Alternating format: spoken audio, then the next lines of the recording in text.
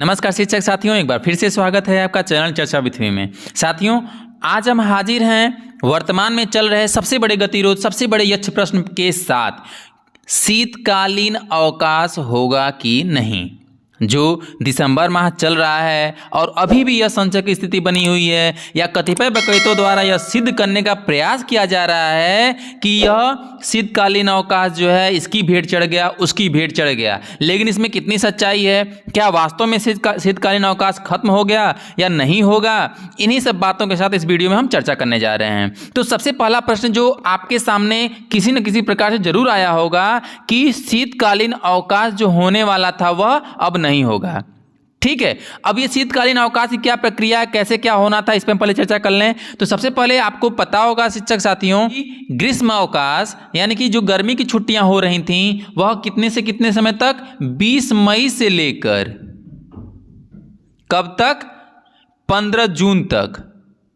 ठीक, 20 मई से 15 जून तक गर्मी की छुट्टी हो रही थी। यानी कि जो यहाँ की 15 दिन की कटौती हो रही है वह कहाँ जा रही है? क्योंकि इसके पहले तो 1 जुलाई को स्कूल खुलता था, यानी कि पूरा 20 मई से लेकर पूरा जून हम लोग की छुट्टी रहती थी। अब यहाँ जो 15 दिन कट रहा है यही आपका शीतकालीन अवकाश में कब तक जा रहा है? शीतकालीन अवकाश जो हमारा हो रहा है, कब तक हो रहा है शीतकालीन अवकाश?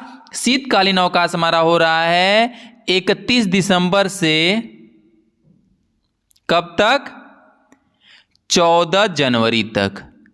ठीक, अब ये ऐसे हो नहीं रहा है, या अभी तक हुआ नहीं है। स्थिति क्या थी कि जब इसका आदेश आया था पिछले सत्र में तो वह पूरा सत्र हमारा कोरोना की भेंट चढ़ गया था।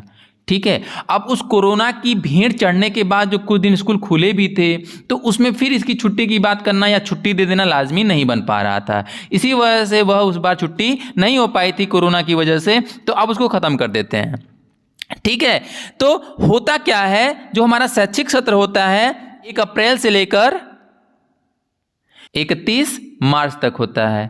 ठीक है, अब 1 अप्रैल से 31 मार्च तक जो हमारा शैक्षिक सत्र होता है, और वर्तमान में कौन सा सत्र चल रहा है? 2021 और 22 का चल रहा है। और जो अभी का छुट्टी यानी अवकाश का जो सचिव महोदय का पत्र आया हुआ है उसमें स्पष्ट ये लिखा गया है कि जो अवकाशों के विषय में टिप्पणी की गई उसमें लिखा गया है, क्या लिखा गया है कि ग्रीष्म अवकाश की समय अवधि इतनी होगी और शीत अवकाश की समय अवधि इतनी होगी। तो संक्षेप में हम आपसे इतना ही बताना चाहेंगे कि जो विभिन्न प्रकार के गतिरोध चल रहे हैं, विभिन्न प्रकार की बकैतियाँ चल रही हैं, उस पर एकदम ध्यान नहीं देने जरूरत है।